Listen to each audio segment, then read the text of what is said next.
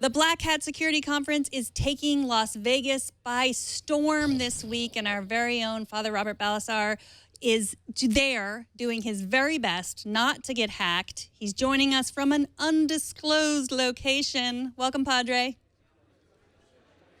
Hello. I'm not sure exactly how undisclosed my location is. It's actually the press room because this place is packed. This is the most crowded I have ever seen Black Hat. I got to say, they've grown the show probably more than twice of last year. Wow. So for those people who don't know what Black Hat is, can you explain a little bit about what it is and specifically the difference between Black Hat and DEF CON, which is also going on right now? Well, Black Hat and DEF CON were both created by a man by the name of Jeff Moss, who is currently a presidential advisor. He's known as the Dark Tangent, a very intelligent security researcher who had a vision of bringing together security professionals to share their research with one another and to allow people to come in and listen to them so that they know what threats are coming down the pipeline. Now, if we look at the difference between Black Hat and DEF CON, it would be easy to say, well, you've got good guys and bad guys, but really what it is Black Hat is more professionals. You get a lot of IT folk who come out here for their yearly learning of security, and DEF CON is more, it's summer camp for hackers, and I mean that in a good way. It's people who just want to come together, share what they've learned over the last year, sit down, hack some software, some hardware, and have a good time. So tell us a little bit about some of the interesting things you've seen so far.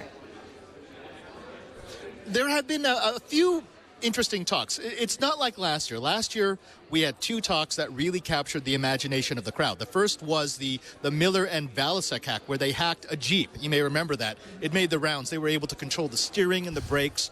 Then we also had the tracking point hack, where a research couple had figured out how to re-aim the reticule on a smart rifle so that they could make you shoot at things you weren't actually aiming at. This year, it's more spread out. There's a lot of research being released, but nothing that has captured the imagination like those two last year. But a few of them have been very interesting for IT folk like myself. Amazon Web Services is hugely popular. There's a research team here who has figured out how to do a dirty authorization, where basically they log in under an account they just created, and then they can hop to someone else's account. Super dangerous and something that needs to be addressed. There's also been a few bits of research about the Internet of Things. How do we secure it? What are the best practices for putting them on your network? But I think the one that just got me giggling was a hack done by a company called Rapid7, where they have used what are called shimmers. It's like skimmers, but they're for the chip and pin credit cards. You put these inside of the transaction machines, and then when someone puts their card in, it actually records the entire transaction, and it sends it to an off-site server. Well, then you take all of the transactions that you've recorded, say 50, 100, you go to an ATM machine, they created a custom device that fits over the top, and it replays all the transactions, which allows them to bypass any sort of username and password, and the cash machine just starts spitting out $100 bills. It was a very interesting demonstration and a little scary. Wait, I actually do have a question about this. Were you able to keep any of the money that was spit out at you? Because it looks like there's a lot of money coming out of that machine right now.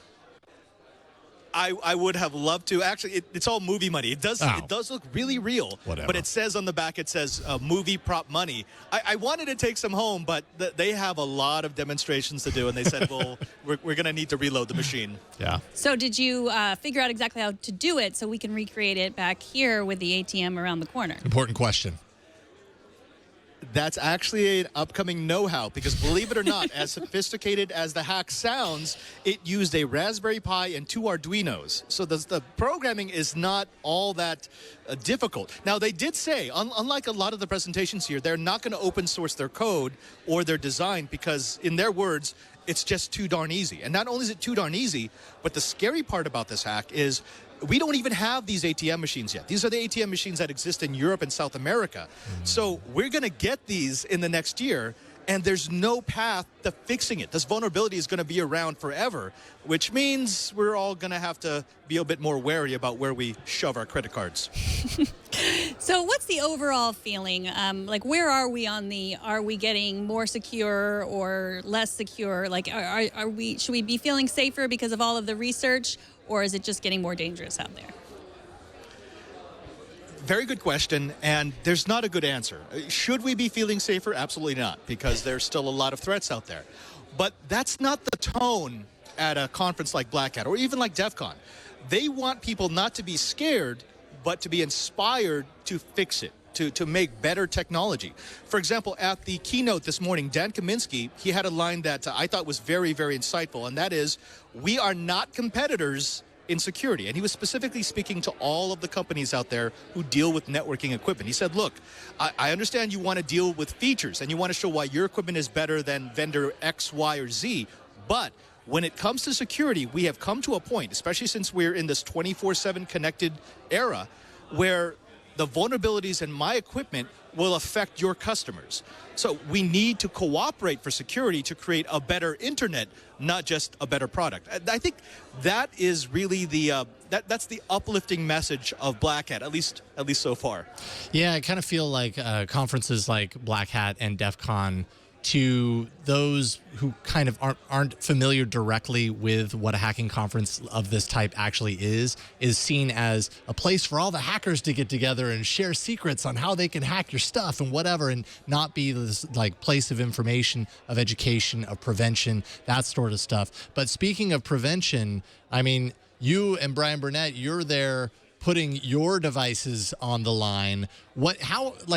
It intimidates me, the thought of ever going to Black Hat or DEF CON, because I know that like you're basically a walking target, essentially. Your device is a walking target when you're at a conference like that, because people are just kind of proving what they know. How do you tackle that when you're there roaming the halls?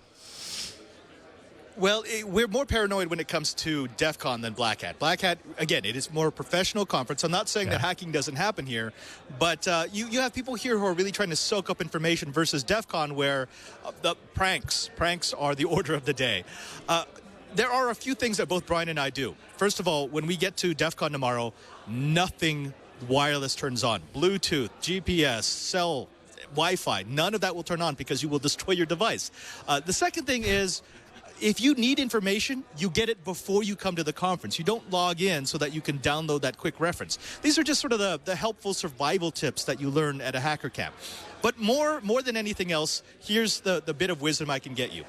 If you absolutely, positively must bring a device to Black Hat or DEF CON, either completely reformat it when you're done, even though that won't completely eliminate all the risk, or buy yourself a cheap burner device and then set it on fire when you leave Las Vegas.